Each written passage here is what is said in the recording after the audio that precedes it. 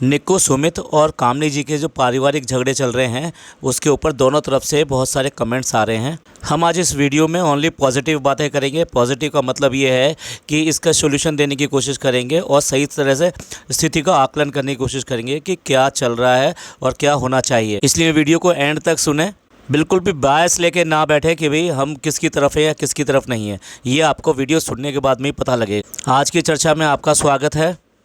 जो लोग चैनल पर पहली बार आएँ तो प्लीज़ सब्सक्राइब कर लें और बेल आइकन ज़रूर दबा दें, क्योंकि इससे आने वाली वीडियो की नोटिफिकेशन आपके पास में समय से पहुंचती रहेगी।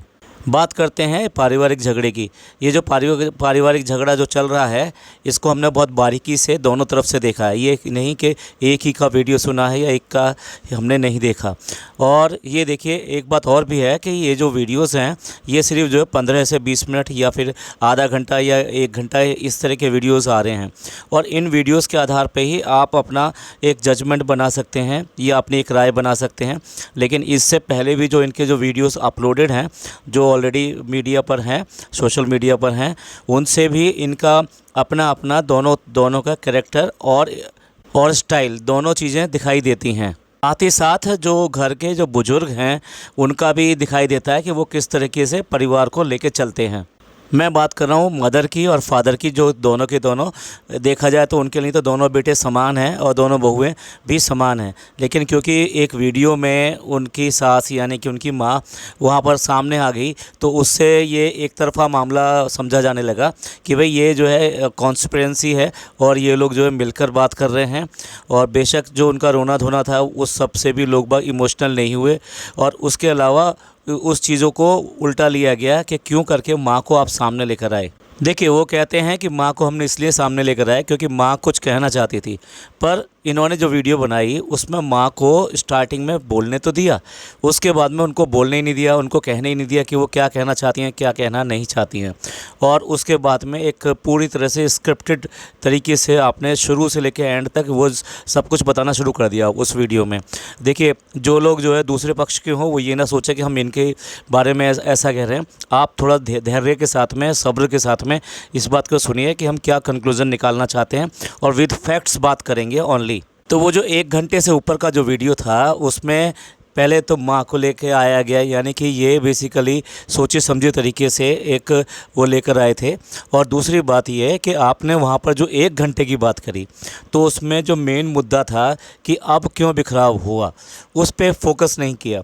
उसकी बजाय जो है फोकस जो किया वो इस बात पे किया कि वेरी बिगनिंग, जब रिश्ते की शुरुआत हुई थी तब से क्या क्या हुआ। देखिए, दोनों तरफ से हर तरह की बातें होती हैं। अभी मैं मतलब इनकी ही बातें कर रहा हूँ तो पहले इनकी बात सुन लीजिए। तो दोनों तरफ से बातें होती है। अगर आपने कहा कि हमने भाभी के लिए ये किया और आपने छोटी से छोटी और बड़ी से बड़ी हर बात गिनाने की कोशिश करी फ्रॉम वेरी बिगनिंग, और वेरी बिगनिंग से उनके ऊपर आरोप लगाने शुरू किए कि जब से ये रिश्ता हुआ था तब से कैसे कैसे ये चीज़ें ख़राब थी। तो इससे ये जाहिर होता है कि आप सिर्फ और सिर्फ बस एक ही बात पे साबित करना चाहते हैं कि वो व्यक्ति जो है वो बिल्कुल टोटली गलत है और शुरू से लेके आज तक गलत है। देखिए, 1-2 नहीं कई साल हो चुके हैं शादी को, तो आप इस तरीके से किसी को इतने सालों बाद में इस तरह से नहीं कह सकते कि भाई वो बिल्कुल गलत है। अगर वो भी अपने तरफ से छोटी छोटी बातों को रखेंगे कि किस तरह से उन्होंने आपके साथ में या फिर अपने सास ससुर के साथ में या फिर अपनी देवरानी के साथ में जो जो घटनाएं उन्होंने जी हैं और उन्होंने अपनी तरफ से कोशिश की है कि करने की, और जब जब आप पर भी बुरा वक्त आया होगा तो उसमें भी उन्होंने जिस तरह से साथ दिया होगा, अगर वो भी वो गिनाना शुरू करें तो इससे क्या जाहिर होगा कि वो बहुत अच्छे हैं और आप बहुत ख़राब हो। ऐसा नहीं होता। तो बेसिकली देखा जाए तो आपने जो है इस तरीके से पूरा बात करी। होना ये चाहिए था कि जो अभी फोकस जो प्रॉब्लम है उसके ऊपर टू द पॉइंट बात होनी चाहिए थी कि वो क्या है क्या नहीं है और किस तरह से आपको वो हर्ट कर रही है और क्या इसमें गलत है।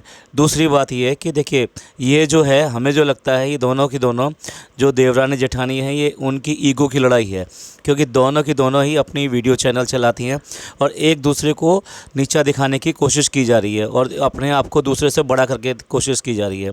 अब देखिए, छोटी छोटी बातें होती हैं। आपने एक इंसिडेंट बताया कि भाई जो सिल्वर बटन जो ओपन कर दिया गया वो उसको आपने इतना बड़ा इशू बनाया।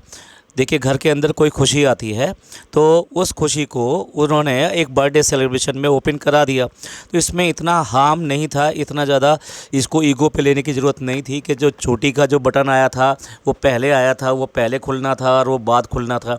देखिए उसका कुछ भी महत्व कम नहीं हो जाता।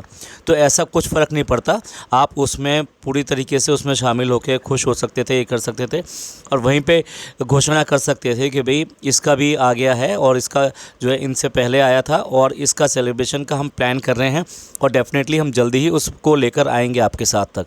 तो ये एक मैच्योरिटी साइन होता है। लेकिन क्या है, एक औरत की तरह, एक बच्चों की तरह एक छोटी छोटी बातें मतलब लेकर आप मन में गांठ बांध लें और दूसरे के प्रति कुछ भी ऐसे करते चले जाएं। देखिए उससे मान लीजिए अगर बटन उसने जानबूझकर खोला और पहले खोला तो इससे क्या फ़र्क पड़ जाता है।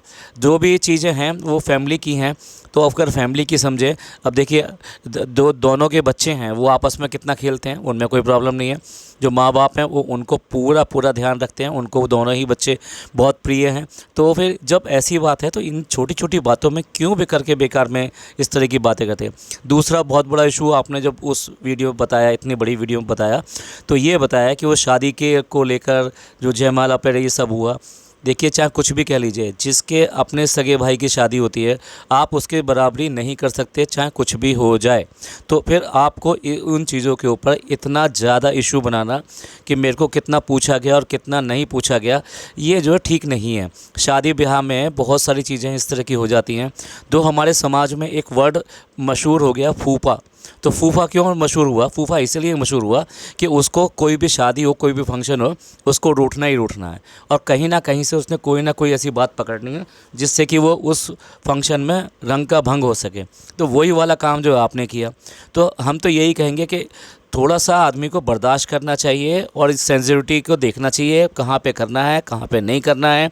और इतना ज़्यादा ईगो पाल रखा है आपकी दोनों वाइफों ने, मतलब दोनों के दोनों जो लेडीज़ हैं उन्होंने इतना ज़्यादा ईगो पाल रखा है और उस ईगो में जेंट्स भी एंटर हो रहे हैं। ये और भी ज़्यादा गलत बात है।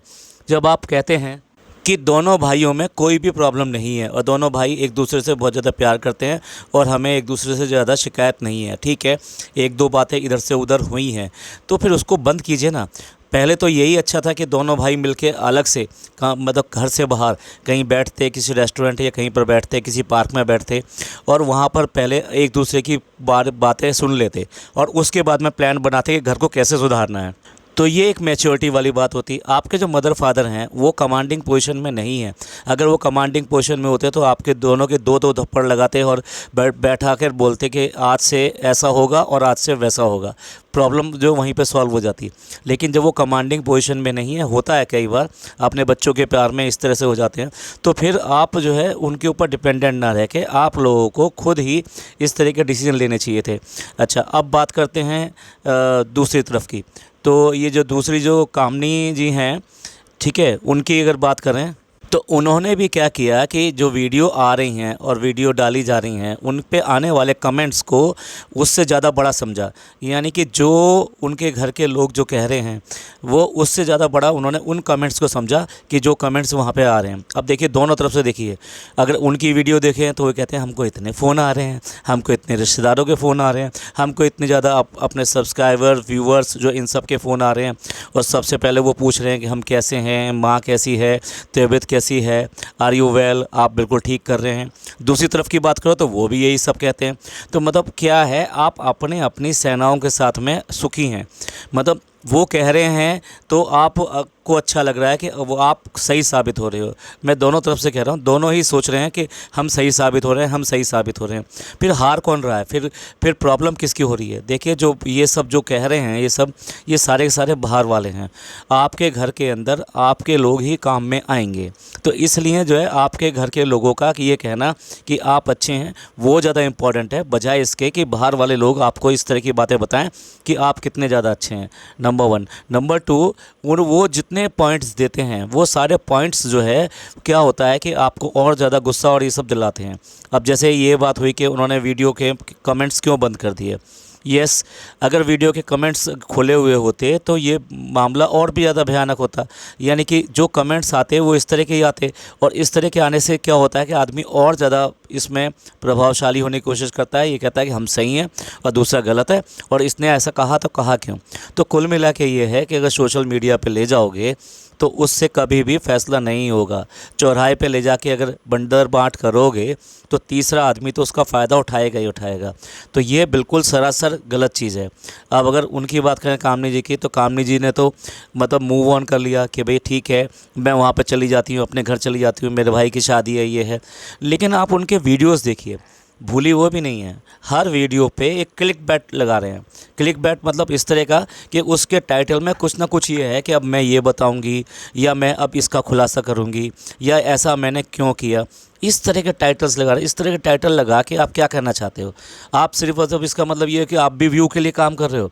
क्योंकि इस तरह के जब भी टाइटल लगाओगे तो दोनों पक्ष के लोग उस वीडियो को आकर देखेंगे, उस पर ज़्यादा व्यूज़ आएंगे, उससे क्या आप सही साबित हो जाओगे।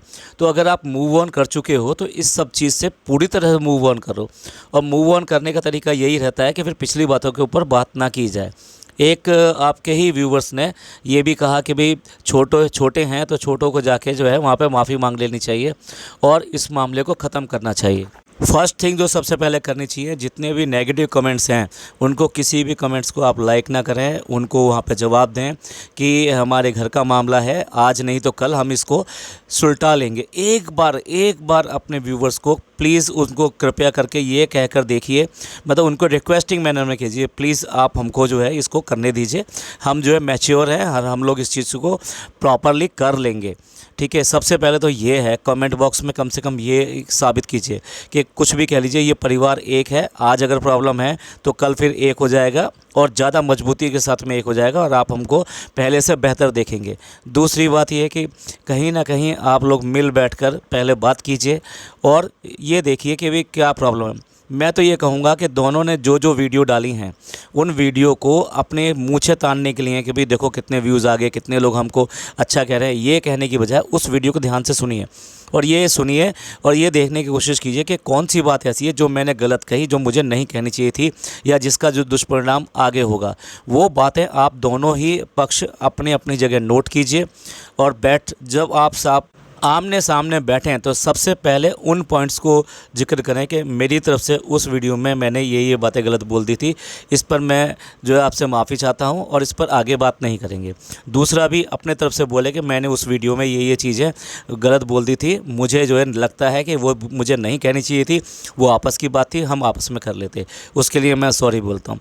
तो ये सबसे पहले अच्छी शुरुआत होती है और उसके बाद में फिर जो भी है बिल्कुल एक गुड लिसनर की तरह पहले दूसरे की बात सुन लीजिए, फिर पहले वाले की बात सुन लीजिए, शांत होकर, कुछ भी उस पर नेगेटिव कहने की ज़रूरत नहीं है।